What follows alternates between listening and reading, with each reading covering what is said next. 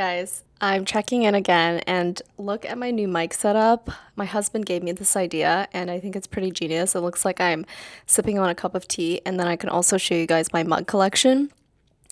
So this one is Miffy. My friend Michaela gave this to me when she went to Amsterdam. And I'm wearing my red shirt because it's July 4th, but also Canada played Morocco today. Unfortunately, they lost. Today I'm going to be doing a video on how to find an apartment in New York.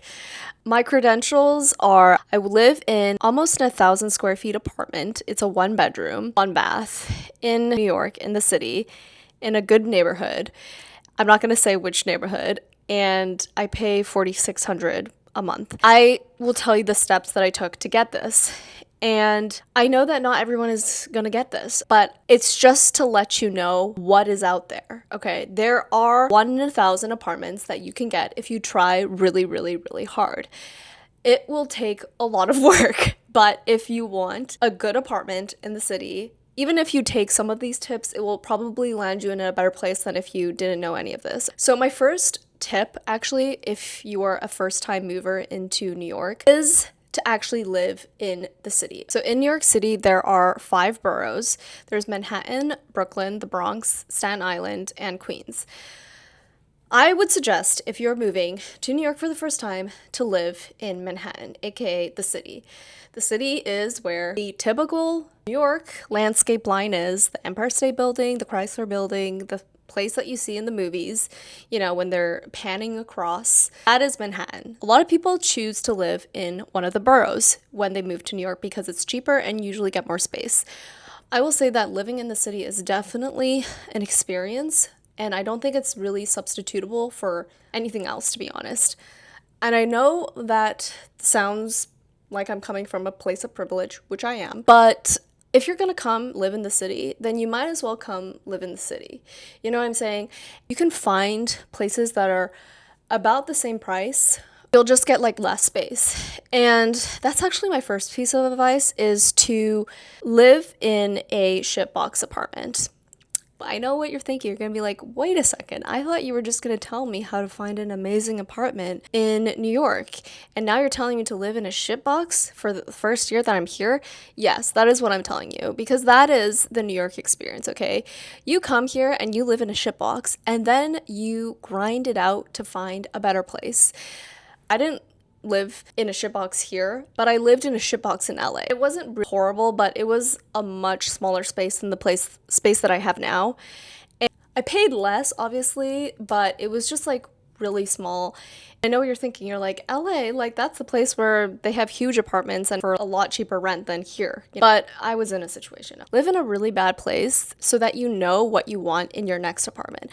Every day when you're living in your bad apartment, you should be thinking about what you want in your next apartment when you inevitably move out. So yeah, when you're living in your bad situation, you should be thinking every day, like, what do I want in my next apartment? Okay, so that's the next step. Step number 2 is to write out your list of requirements. For me, I really hated that in my LA apartment, I didn't have a bathtub because I really like taking baths. And especially when I'm like sick or if I'm like congested. Of course, you want your requirements for budgeting, how close it is to your work, whatever.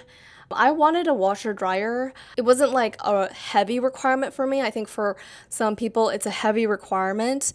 I would say if you're living in the city, like, don't get bogged down by that super hard, because you can miss out on a lot of places that are like really amazing, but they just don't have a washer and dryer. My place doesn't have a washer and dryer and I get by pretty good. Do I wish I had a washer dryer? Like, of course, everybody does, but you can make do without a washer dryer here. There's so many laundry services. There's literally a laundry place like every other block, just letting you know. The other thing that I really wanted for my apartment is I wanted a quiet street.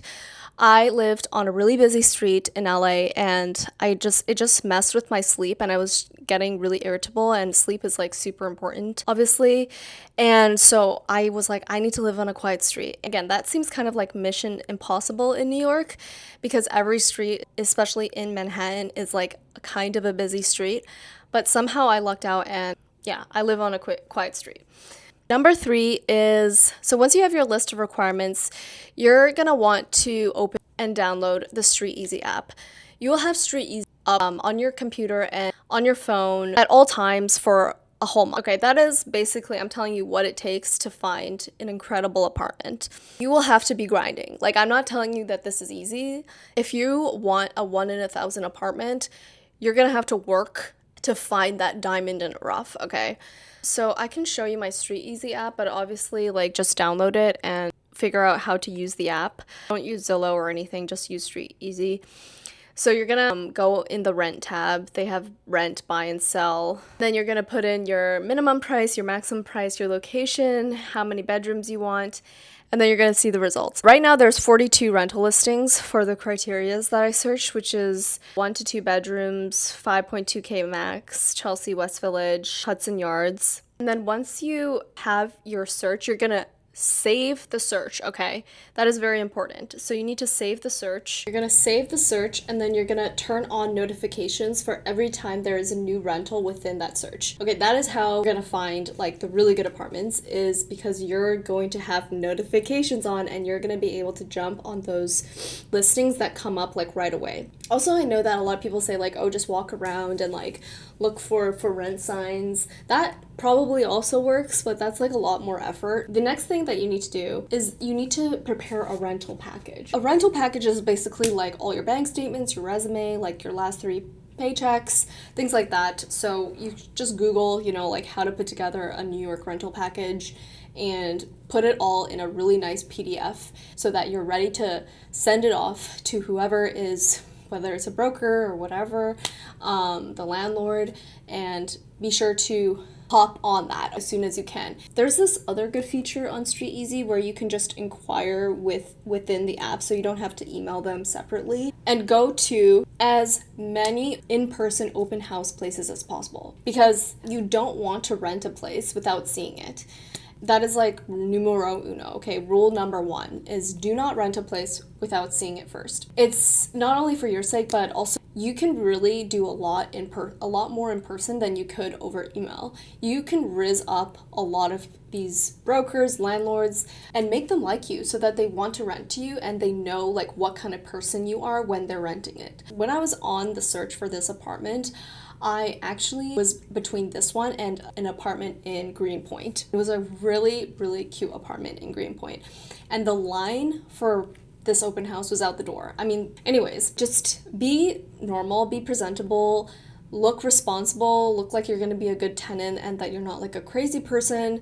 Sometimes there are bidding wars for really, really good apartments. I would not partake in a bidding war because, I mean, it's like the listing price that you listed it should be what the rent is. You know, it is kind of scummy to, you know, if there's like a lot of people who want the place to just give it to the highest bidder.